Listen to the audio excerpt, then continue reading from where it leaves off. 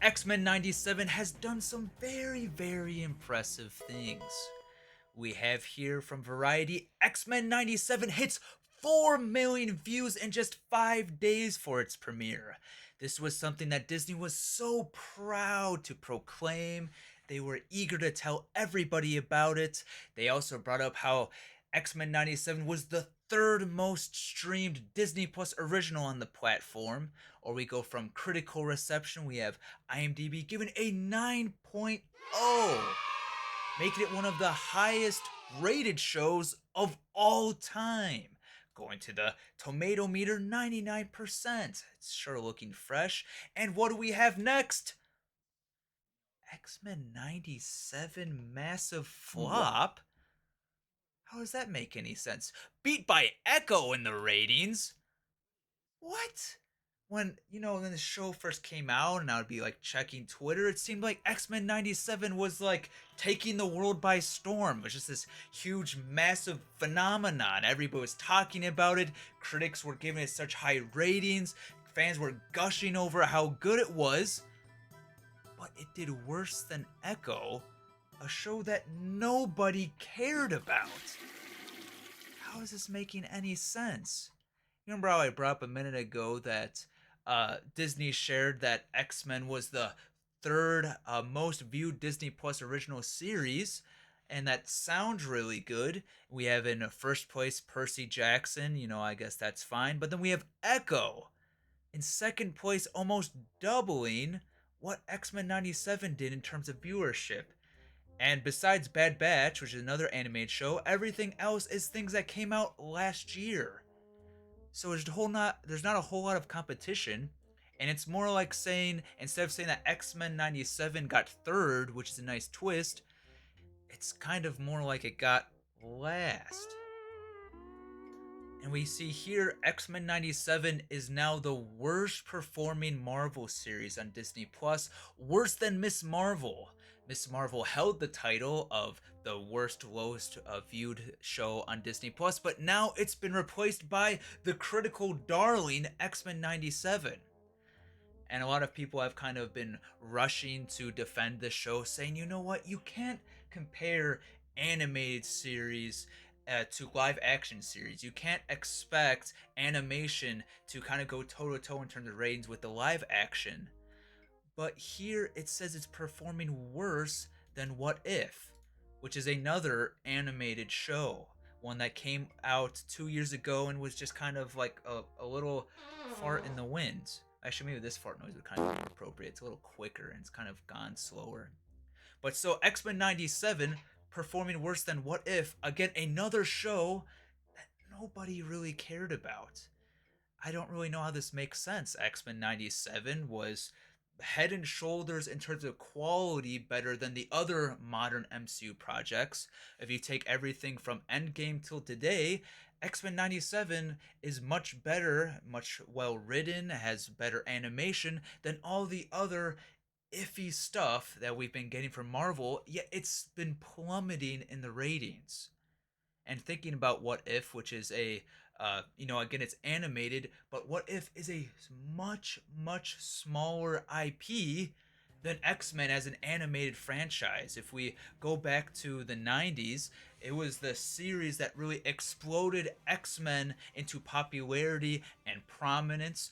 Back then, it would get 23 million people to watch that show. But now it's struggling to even make a footprint. It's not at all breaking to the mainstream. If you go to the Nielsen ratings or you go to the Samba TV charts, it's not charting at all in its top 10. And even if you narrow it down the scope to just original series, it's still nowhere to be found. This thing has been doing so bad in terms of ratings. And again, with something that's been doing so well critically, it's not making a whole lot of sense that it's doing so poorly, even compared to other animated MCU projects that were not critically acclaimed like this. And I think our answer to this conundrum is if you take a bit of a what would be the right word, a colloquial phrase, and kind of reverse it a little bit. Like I'm sure everybody's heard the phrase, a rising tide lifts all boats. Where here, I think we have a lowering tide sinking all ships. Because the MCU has been pumping out so much terrible shows and movies. Thinking about, just recent with Ant-Man, Quantumania, you got the Marvels, She-Hulk, everybody's favorite show, and then Echo, show nobody cared about, nobody watched, that somehow X-Men animated series still did worse than, and Secret Invasion, the show that just completely annihilated Nick Fury's character. And you take all of these shows that have been pumping out and pumping out that have been received poorly by fans, have not getting high viewership, not selling a whole lot of tickets, and those are the things that are wrecking and tarnishing Marvel as a brand. So this show cannot really flex its muscles in terms of ratings, because when everybody's thinking of Marvel, they're thinking about the Marvels, or they're thinking about Quantumania and whatever they did to MODOK. Kind of think about historically with the MCU, with the golden years, which seemed like an eternity long of so many projects. From Iron Man to Endgame, there was 22 projects in the Infinity War saga. That seems like just so many. They're just giving so much out and out and out. That was 22 projects, where now, since then, since Endgame, there's been 27 MCU projects in that time, five more than what we thought of the forever years between Iron Man and Endgame. And me talking about them pumping it out so much and them not being very good, this isn't just me just throwing my take in there, or I'm giving my own emotional, subjective opinion. This is something that Iger, the big man himself, has been admitting with failure and producing too many things. Working hard with the studio to reduce output and focus more on quality. That's particularly true with Marvel. In a little over a year, Bob Iger has said and admitted 6 times that the MCU has failed in this regard in choosing quantity over quality. And that they were doing so of pumping out so much content, and that was done because they were chasing subs for Disney Plus when they launched that service back in 2019 and trying to open up the streaming market.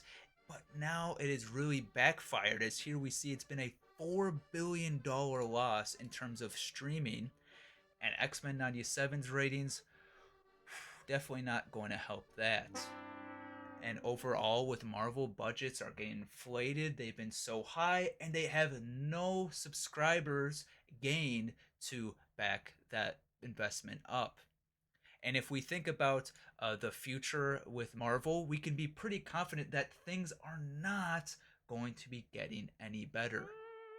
We even have Kevin Feige admitting that things have been going poorly, but he thinks that the future looks so bright, and him, Bob Iger, Luis Esposito have been saying that they're going to flip things around, that they're now going to focus on quality over quantity, which sounds so good, but their plan of action is pretty much just doing more of the same. They've been saying that they're going to release 3 movies a year and 2 TV series a year. They're making it sound like they're cutting back, but they're doing exactly the same thing, more or less, that they've been doing for the last 5 years. They're doing the exact same thing that put them in this pickle to begin with, of giving us these garbage shows and expecting it to work out for them.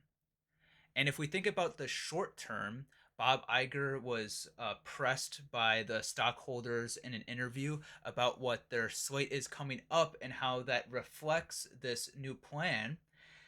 And Iger was pretty candid.